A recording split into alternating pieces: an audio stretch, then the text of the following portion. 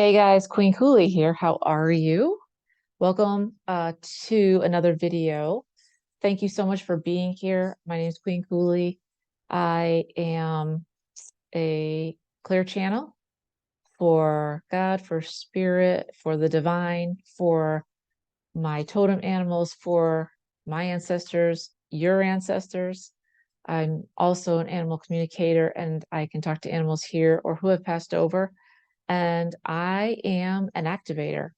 My job here on earth is to activate you, help you get into a clear alignment with your soul purpose, and help you live your best life and show you things that you may need to either be surprised at, like, yay, that's awesome, or something like, ooh, that's got to go. That energy needs to go so that new great energy can come forward. So I do take personal clients. I have the Brave Academy, and I'm starting a members um, website, which I'm really psyched about. So that's in 2 weeks or less. So all the information will be below. This is a bit different. I am a Master Life Path 11, as you may or may not know. And by the way, welcome. If this is your first time, thank you so much for being here. Don't forget to like and share, subscribe, and leave comments. I read them all, respond to them as much as I can. And if this is your, I don't know, 100th time, thank you so much for being here, for watching the videos. I know that you have lots of choices and I really appreciate it. From now until the end of the year, I'm going to be doing things differently. I'm going to be really ramping up. So there's going to be a lot more fun things on the channel for you. So, but today I want to do something different. I am Master Life Path 11, and I have been doing this work for a while now, helping people figure out why they're stuck, what their purpose is, what their gifts are, and getting them unstuck, right? And I wanted to, helping people, helping animals, that's what I live for, right? As you probably do too. Lately, probably the last couple of months, I've been getting a lot of requests for my life story to potentially help you guys. The whole reason that I did this was because I had a very frustrating life. Being an 11 is not easy. Um, I guess no number is easy to deal with a lot of the time, but 11s, 22s, and 33s, especially, we are processed differently. And for many of us, you yourself may be included in this. If you're very empathic, if you're very sensitive, you may have felt alone a lot of your life. You may have felt like you don't belong here. You belong somewhere else. You don't know where that is, but you belong somewhere else because you're down here with these crazy fools, the normies, as we call them. And it's just a little fun there, you guys. I mean, I can't be so serious all the time, right? But honestly, I've always been the type of person that can be in a room full of people and feel alone, even family members. I feel like most of the time people don't understand me because as a master number, we like to go deep. We don't do top level, stupid stuff to talk about.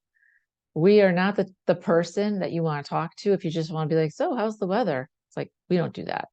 We like to go deep because we're curious and because we want to help, but because we're just deep people too. So anything that I tell you on this channel is to help you. It's not because I'm so awesome and it's my ego. It's not meant to be that way. So I hope it doesn't come across that way.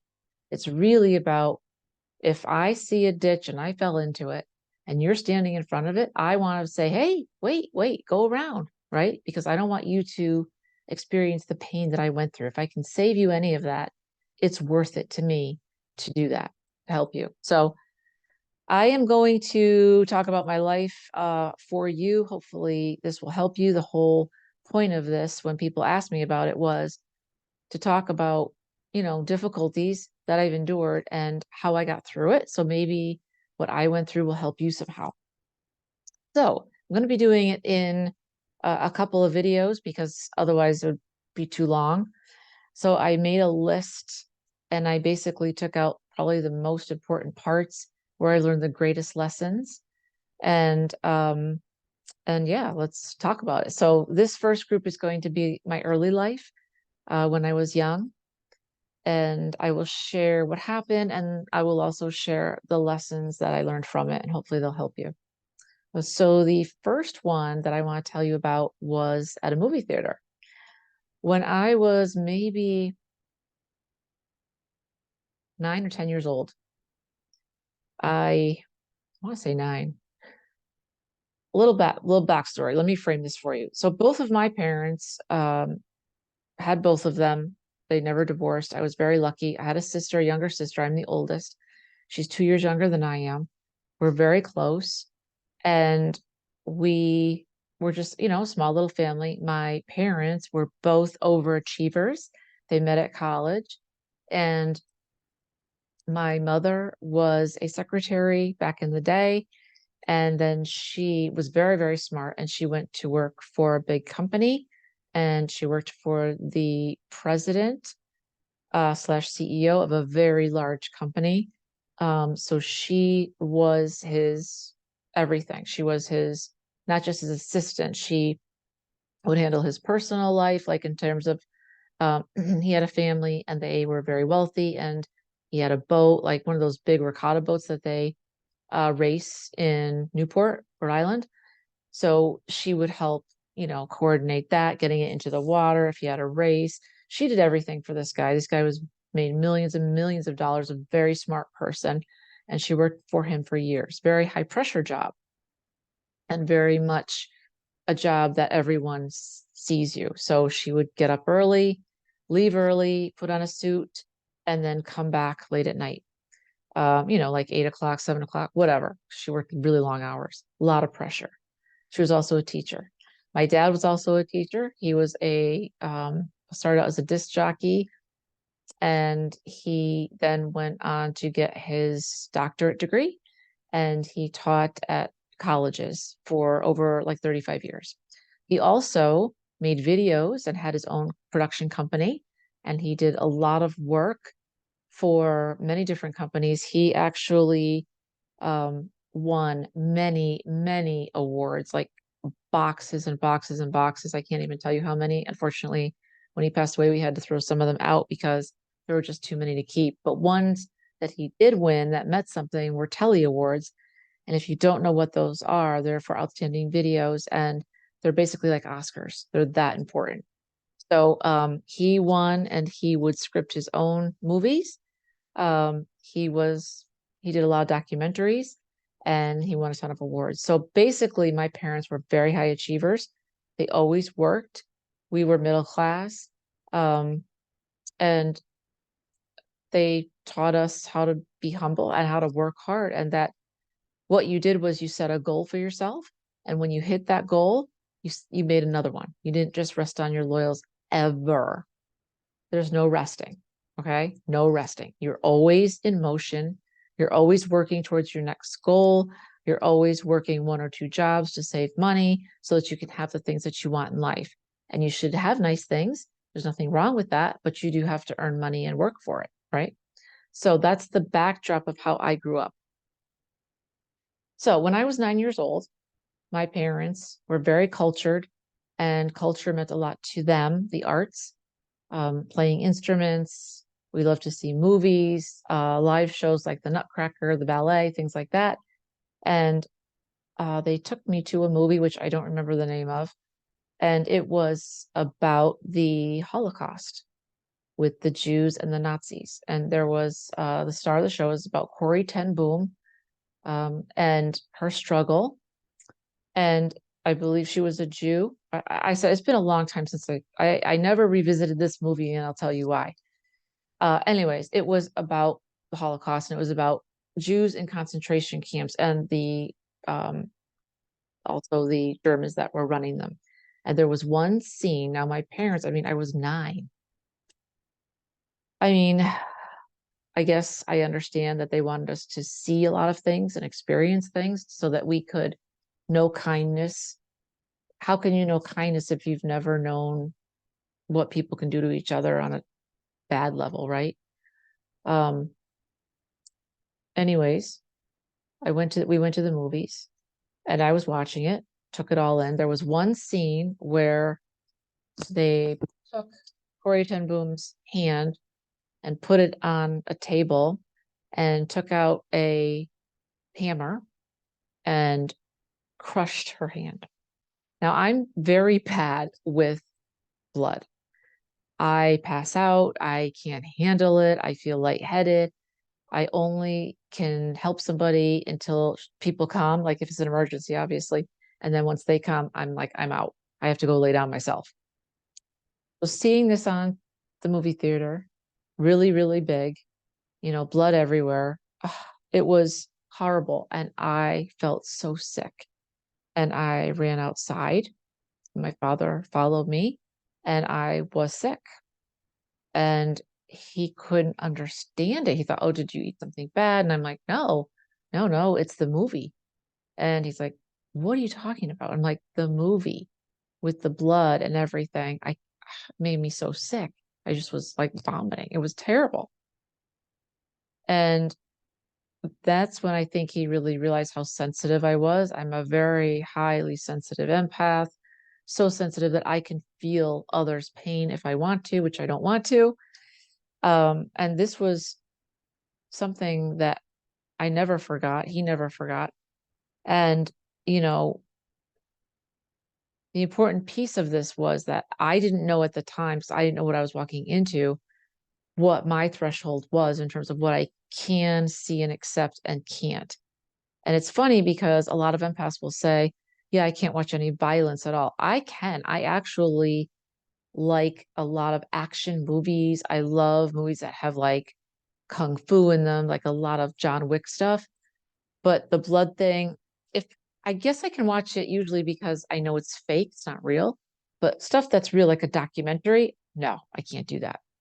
So this was just basically everybody else. Think of a packed movie theater, watching a movie. Nobody blinks an eye. Nobody feels a thing except for virtually. And I'm not even so sick that I, can handle it. I actually have to get up and leave and go outside and be sick. So it was terrible. It wasn't fun. It happened. And that's when I had to really realize, what I can and can't handle. Um, I guess I underestimated, how that would make me feel. So let me know if that resonates with you. Um, the year after that, when I think I was about 10, my grandmother lived in Maine.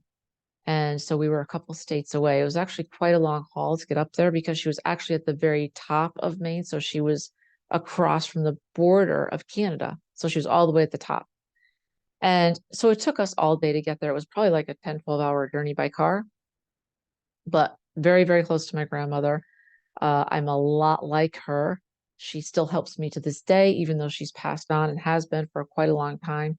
She comes to me all the time and she helps me. She was very gifted to the point where my father, who was in college, would come home and surprise her and take the train, and she'd have everything ready for him. She was quite the baker. And so she'd have all his favorite food out, and he'd be like, how should I was coming home? We didn't have cell phones back then, obviously. This was back in the day, way back in the day. And she'd be like, just knew you were coming. So she knew things. She saw things, she experienced things. That's how she was. So one of her sister, my aunt, had a really nice place on a lake. And so she was actually taking a trip. So my dad took my sister and I think my mom was working, up to Maine, and we didn't stay at my grandmother's. We stayed at the lake cottage. It was beautiful, way, way out there. I'm talking boonies. There aren't lights. It was like a dead end, kind of like how a lot of lakes still are, dirt road. And I, we were having fun, nothing weird going on, just, kind of playing board games. My sister and I with my dad, and we went to bed. And I had a cousin, and he was a couple of years older than I was. So we all went to bed, normal night, no big deal. And I got woken up in the middle of the night. And when I say woken up, I mean like I basically sat up like, whew, like what's going, when you're awake, like something's going on, what's happening here? Something's wrong. I was fully awake and I heard in my ears, I heard, you need to leave now, right now. And it was so strong in me. I was like, first of all, I don't even know who's talking to me. Second of all, like it's like 2 in the morning. Not going anywhere. This is stupid. Like I'm trying to lay back down. And as I did, the voices got louder and louder and loud. Like, get up. You have to get up now. You have to leave right now. And I'd be like, stop. Like, I don't know who you are, but I couldn't even process it. And they were like, get up now, get up. You're in danger. Get up. You're in danger. Your whole family's in danger now. You must leave now. To the point where I did get up. And I told my dad, and I said, Dad, we have to leave right now. Now, he must have thought his daughter was absolutely crazy. We're in the middle of the night. We're all sleeping. We're at a really nice, cottage, on the lake. We've just started our vacation. I think it was our second night there. We were probably 20 minutes from my grandmother's place. And I was like, Dad, we have to leave now. We got to go now, right this minute. And I bugged him so much. He's like, why? And I'm like, I don't know why. I don't know. All I know is I am being told we have to leave now and we are in danger. We have to leave. He believed me. He didn't know why, but he believed me. And he's like, all right, this is stupid, but we got to get some sleep. So I'm tired of listening to this.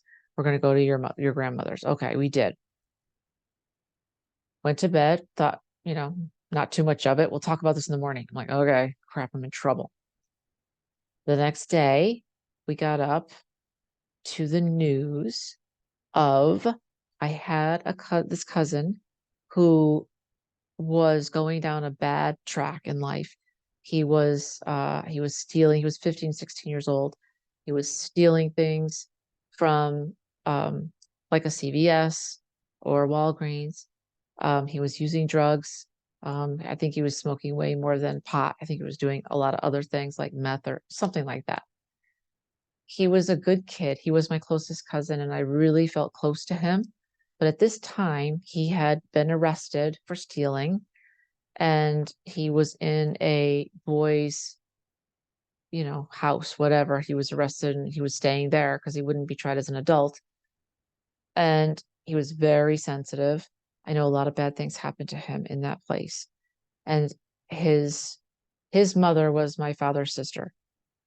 And he escaped that night and he stopped at the cottage and he had some cereal and then he was trying to escape and then they arrested him there. Now, what are the chances of that happening? That I was woken up in the middle of the night saying, you guys are in danger. You have to leave right now. It is now, now, now, now. Life and death now. You don't know what kind of state he was in. He would have never hurt us. I truly believe that. He wasn't on drugs because he had already been arrested and was in the home or wherever it was kind of like a jail, but it wasn't a jail. It was for juveniles. But he was desperate. You never know. He could have, taken a knife out, held it to somebody's throat if the cops came. Who knows? Um, that was like, okay, wow, got some gift here. And my grandmother kind of pulled me to the side and she was like, you did a good thing, and your father loves you enough that he listens to you no matter what, because you can always ask questions later.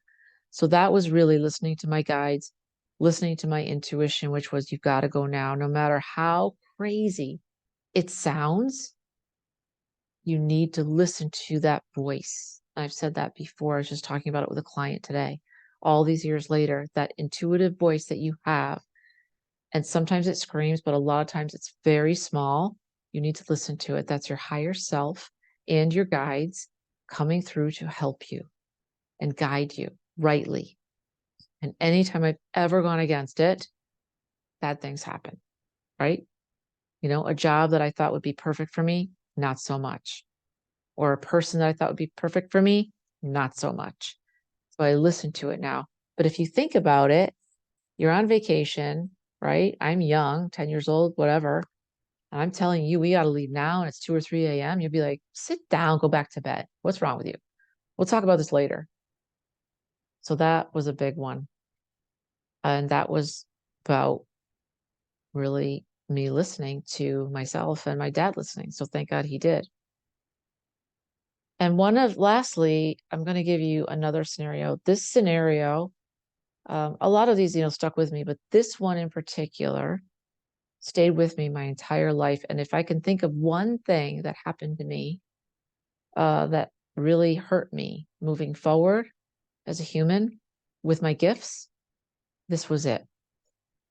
I was in kindergarten or like maybe preschool, whatever. I'm not good with numbers and names. And I was very young. And my dad and mom had always said, you can be anything you want to be. Anything you want to be, you can do it. Anything you can think of, you can achieve it. If it comes to your mind, God may have put something on your heart. That's a task only for you to complete. You can be anything. You can have anything. Reach for the stars. That's what I was always told. There was one particular class that I had that the teacher hated me, didn't like me. I don't know why. Sometimes this happens to me. People get a vibe that they think it's an ego, but it's really my gifts and they don't like it. They think it's me challenging them if I ask a question. Plus, I was a very curious child, still am. Like, I always love to learn. I always love to read, like to learn new things. I feel if you're not learning, you're dying inside. I don't remember what it was about, but whatever happened was the teacher said, I was trying to do something like draw or play with Play-Doh, something. And she said, you can't do that. And I said, why? And she said, because I said so. And being me, I'm like, that's not what my parents said. My parents said that I can be anything I want to be. My parents said I could have anything I wanted to have. If I work hard enough for it, I can be anything and do anything. I can achieve it. She said, not in this class, you can't. I'm like, no, I can. No, you cannot. To the point where she took what was in my hands, I think it was Play-Doh or something. She shook me like this at my shoulders and said, you cannot have anything you want. That is not life. You cannot be anything you want to be. That's not life. There are guidelines and parameters you must stay within. You cannot have what you want. You cannot be who you want to be ever. She had a bad day. I don't know what the hell. I was devastated. I ran home. I cried the entire way home. I walked home. My mother heard me blocks away. I probably sounded like bloody murder. And she was like, what happened? And I told her, and she tried to undo it. But whatever happened that day, I was told no. And I took it and I held on to it in my heart. And from there, that damaged me, especially professionally, for decades. Because subconsciously, I never felt that I could have what I wanted. She took something from me that day and it changed me forever. And it wasn't a good change because I always struggled after that to find my purpose. And I never felt good enough. And I never felt like I could be who I wanted to be. She crushed me. She fucking crushed me. I would never do that to a kid, to anybody, ever. And, 11s, we like our revenge. I'm a lot older now. I've learned a lot of things and I forgive her. But that was a very bad thing to say to me, one so sensitive. And what I learned was that you can't take, we feel things personally that people say, and they can hurt our feelings very easily. So I had to learn to be tough. A lot of you probably have. And that sucks because we don't want to be that person. But if you're a marshmallow inside, you can't roam around with all the normies who they're like boulders to you. They'll hurt you, they'll crush you, and they'll take your light. So it's now 11:11. So those are 3 things that happened to me. I will tell you, with that biggest disappointment, there's a part of me that never gave up fully. right? So you all asked me when I talk about my life and talk about some of these things that were lessons, and some were very difficult. I never ever fully gave up on myself. I would surrender, right, to God, but there's always a small part of me that would be like, can't have that. That's mine. Like my heart, my intuition, my gifts, I surround that stuff like a fortress. I'm like, it doesn't matter if you hurt me physically, mentally, but you can't have that part of me. Never. Nobody will get that from me. That's mine. And that's when I would take something like that and turn it into fuel. I would turn that from her saying you can't to me thinking, turn that around. You can. You can. And here's why. And I'd give myself examples of people that I looked up to, right? Actresses or famous people that were making lots of money, doing great things in the world, singers, because I love music. And I would be like, they can do it. I can do it. It may take me a while to figure it out, but I will because I do have talent. Nobody's ever going to sit there and say that I don't. And that's their reality, not mine. That's not mine. You can tell me no all day, but I don't have to prove a thing to you. So I've always used the negative to be, okay, let's turn this around. How can I turn this around? What does it look like for my betterment? And the other thing was I did learn, it took me a long time with this particular one, but once I learned this lesson, I applied it always, and I can do it now really quickly. That is, don't hold on to stuff. Because when you do that and you let it in your heart, that's when it becomes a belief. And that's when it starts to rule you because we go by our beliefs, right? In life. If you believe that you can make $100,000 and have your own business or work for somebody else and make $100,000, if you have that belief and you nourish it all the time with visualization, you can do it and you will do it. But if you don't believe that in your heart, it doesn't matter what I throw in front of you. I could give you all the money in the world. I could give you a roadmap. I could give you my testimony, everything. It will not mean anything because in your mind and your heart and your brain, you're saying, I can't have money. Can't. My ceiling is like 60. That's it. I don't even know why. That's when, if that's you, you need to hire me because I struggled for decades with money problems. Decades. I had such a scarcity mentality about everything, especially money, because I was bad at math, very bad at math. I would frustrate my parents, everybody. They thought I was fooling around just to make them crazy. I'm like, I'm not. I don't actually get it because I'm so creative. My brain does not think like that. Like if it's 1 + 2 = 3, my brain's going, well, why can't it be 1 + 1 + 1? Or let's start at the 3 and work backwards, right? It was always kind of crisscrossing like this, trying to find different answers because I was never satisfied with other people's answers. I wanted to find my own answer, if that makes sense, right?